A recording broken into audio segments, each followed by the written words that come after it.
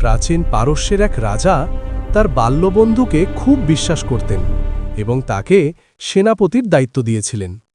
কিন্তু রাজদরবারের এক কুচক্রী মন্ত্রী রাজার মনে বিষ ঢেলে দিল যে সেনাপতি গোপনে বিদ্রোহের পরিকল্পনা করছেন। রাজা পরীক্ষা করার জন্য বন্ধুকে এক থালা আঙুর দিয়ে বললেন, বন্ধু, আজ আমরা ভাগ করে এই আঙুর খাব।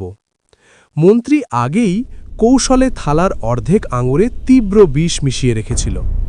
রাজা সেই বিষাক্ত অংশটি বন্ধুর দিকে এগিয়ে দিলেন। বন্ধু সেনাপতি রাজার চোখে তাকিয়ে বুঝতে পারলেন কিছু একটা সমস্যা হয়েছে। তিনি মুচকি হেসে বললেন, মহারাজ, আপনার হাত থেকে বিষ গ্রহণ করাও আমার কাছে সম্মানের।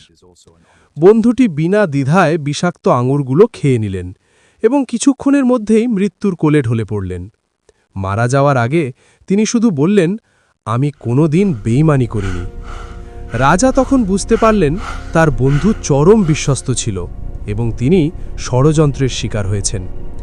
রাজা নিজের ভুল বুঝতে পেরে কান্নায় ভেঙে পড়লেন এবং ষড়যন্ত্রকারী মন্ত্রীকে মৃত্যুদণ্ড দিলেন, কিন্তু প্রিয় বন্ধুকে আর কোনো দিন ফিরে পেলেন না।